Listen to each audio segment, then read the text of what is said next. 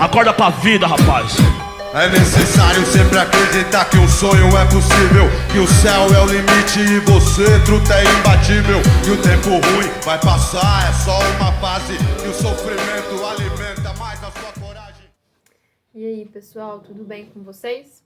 Bom, na aula passada a gente conversou um pouco sobre a importância da boa alimentação e da prática de atividades físicas e da prática das atividades físicas para o bom funcionamento do sistema imune. E hoje a gente vai conversar sobre o que é e como funciona esse sistema imune, certo? Beleza? Então vamos lá.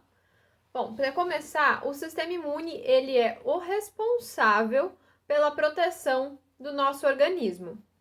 É ele quem vai proteger a gente das diferentes formas de infecções que a gente possa ser acometido. E é bastante importante a gente estar entendendo esse funcionamento, principalmente agora nesse momento de pandemia, que é causada por um vírus que é um micro-organismo, certo? Bom, sabendo quem é ele, agora a gente precisa entender como ele funciona.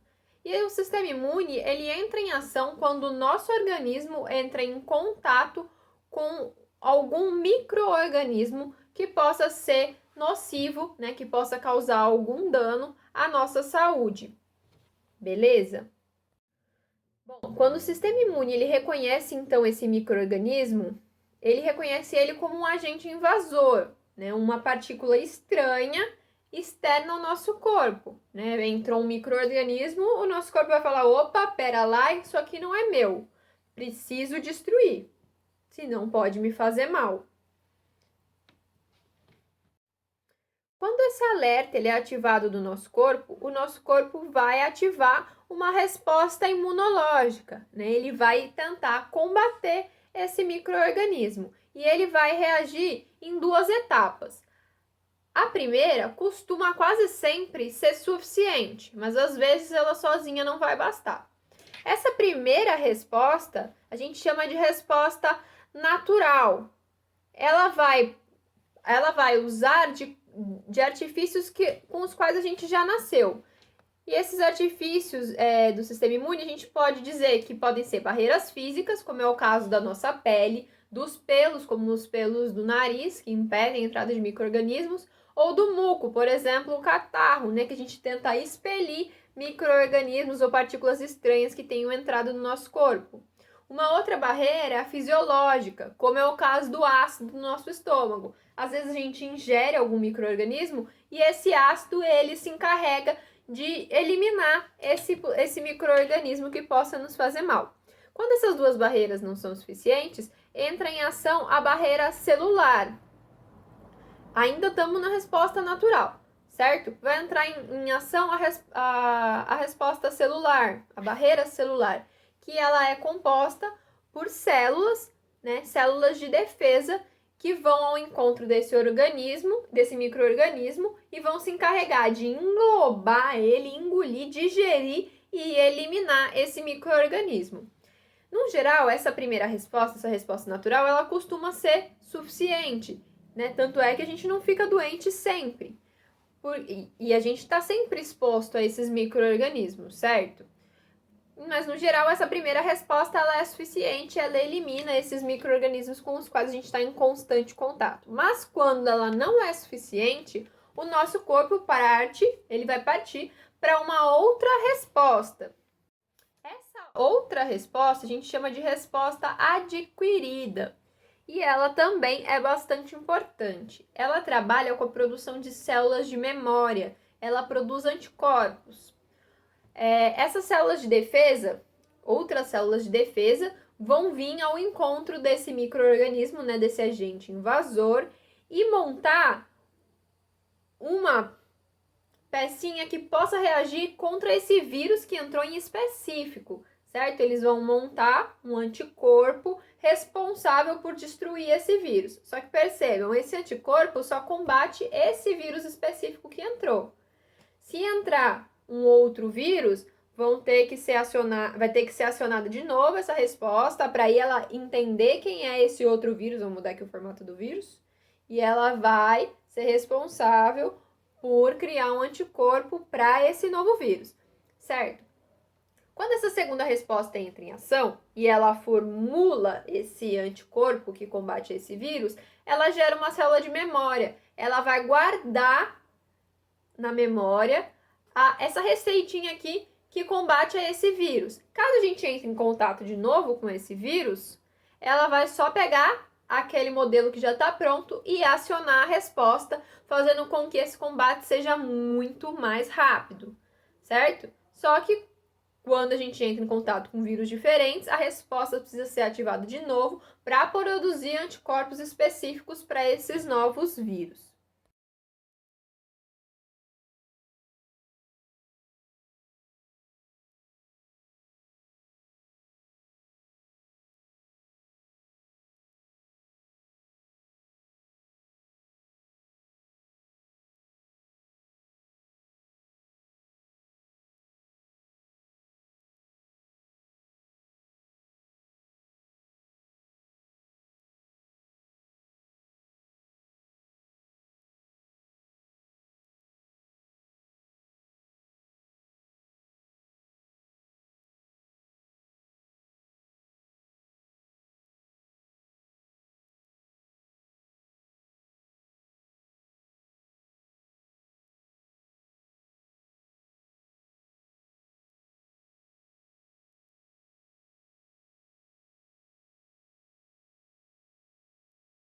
E aqui cabe a gente falar um pouco da imunidade de rebanho, que estava sendo muito falada na televisão. Essa imunidade de rebanho, ela parte do princípio de que quando grande parte da população tiver entrado em contato com o vírus, no caso o coronavírus, essa parcela da população vai se tornar imune. Quando a gente tem muita gente imune, vamos pensar que somos em 10, 8 de nós contraiu o coronavírus. A gente já criou essa memória imunológica. Então, se o vírus do fulano vier até mim, meu corpo já sabe combater. Se o meu vírus chegar no ciclano e ele já foi infectado, o corpo dele já está preparado para combater. Nisso, o Beltrano, que ainda não foi infectado, tem cada vez menos chance de que o vírus chegue a ele. Por quê? Fica cada vez mais difícil encontrar um hospedeiro, um corpo que ainda não recebeu ele, dificultando com que o coronavírus se prolifere. Porém, essa imunidade de rebanho, aqui no Brasil, a ciência estima que a gente tenha que ter 60% da população imune para dizer que a gente tem essa imunidade de rebanho. Só que o Brasil tem 210 milhões de habitantes. Imagina o que é 60% dessa população. E mais do que isso, imagina a quantidade de óbitos, de pessoas que morreriam para a gente atingir esse percentual de imunização coletiva. Não é viável pensar em algo desse tipo para solucionar os problemas agora, certo? A maneira mais sensata e mais justa e mais ética de impedir a proliferação do vírus é ficando em casa, saindo só quando for realmente necessário para trabalhar ou para ir no mercado. Porque se a gente não sai de casa, o meu vírus não chega no fulano, o meu vírus não chega no Beltrano, né? E pensando que às vezes muitos de nós podemos já ter contraído o vírus e não temos ciência disso, a gente pode estar espalhando ele por aí. Então, por isso que o ideal é que a gente fique em casa para evitar essa disseminação e evitar uma grande mortalidade de muitas pessoas e evitar o hiperlotamento dos hospitais, certo? E aí, também dá pra gente falar um pouquinho da vacina. A vacina tem tudo a ver com o sistema imune, né? A gente chama ela de imunidade ativa. Ela não foi feita, a gente não nasceu com ela, né? A vacina, ela é produzida usando micro-organismos mortos ou atenuados, que são colocados em contato com o nosso corpo e eles são inofensivos porque eles estão mortos, só que o nosso corpo não sabe, ele vai entender, opa, partícula estranha, eu preciso reagir contra ela. E ele vai lá e vai criar esses anticorpos, essas células de memória. E se um dia a gente entrar em contato com esse vírus vivo de verdade, o nosso corpo já tem a receita e vai poder reagir contra esse vírus de uma forma muito rápida, né? Um exemplo que eu posso citar é o sarampo. Fazia muito tempo que a gente não tinha surtos de sarampo no Brasil, porque a gente é vacinado, certo? Então, nosso corpo já tem artifícios para combater caso ele entre em contato com esse vírus do sarampo. O que aconteceu foi que o movimento anti-vacina, uma galera aí que é contra o uso de vacinas, esse movimento tomou uma forma muito grande e muitas pessoas deixaram de aderir, deixaram de vacinar seus filhos. E quando você não vacina o indivíduo, você torna ele suscetível a contrair esse vírus. E aí a gente voltou a ter surtos de sarampo aqui no Brasil. Uma doença que já tinha sido controlada há muito tempo voltou a surgir por conta das pessoas não quererem se vacinar. Aqui no Brasil a vacina ela é gratuita, a gente tem acesso a elas. E além do mais, assim, a vacina ela não é algo para nossa saúde, ela é um pacto que a gente faz com a população.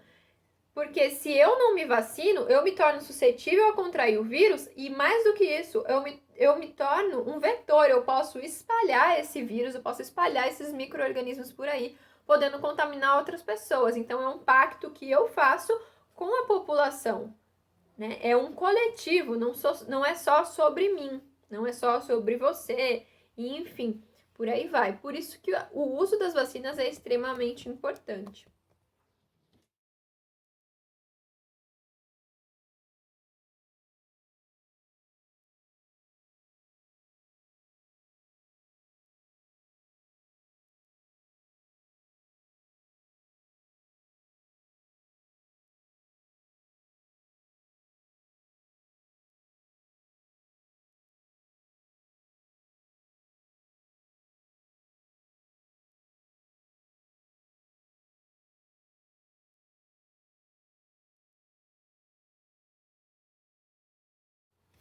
E antes que eu acabe esquecendo, para fazer com que o nosso sistema imune ele funcione direitinho e esteja apto o suficiente para combater tanto coronavírus quanto outros vírus, outros micro-organismos com os quais a gente possa entrar em contato, é preciso que a gente tenha hábitos saudáveis. E aí entra a alimentação e a prática de atividades físicas. No mais, pessoal, fiquem em casa o quanto puderem, só saiam se for realmente necessário, façam a higiene das mãos, e usem máscara quando precisarem sair. A gente precisa frear a disseminação do vírus, certo? E ficando em casa é a maneira mais garantida e a mais segura e a mais efetiva que a gente tem no momento, certo? Entrando um pouquinho nas atividades, eu deixei lá uma pergunta sobre a questão da catapora, de quantas vezes vocês foram contaminados, quantas vezes vocês foram acometidos pela catapora. No geral, a gente só tem catapora uma vez na vida. Por quê? Porque quando a gente entra em contato com esse vírus, o nosso corpo cria essa memória imunológica. Então, caso a gente entre em contato com esse vírus de novo, o nosso corpo pega a receitinha que ele já tem lá, os anticorpos que ele tem, e reage, já combate esse vírus antes que a gente manifeste ele. Certo? Bom, qualquer coisa eu tô aí à disposição. Joguem o joguinho que eu indiquei, o ImmunoRush, ele é um joguinho bem bacana. E é isso, pessoal. Um abraço, saudades, até a próxima.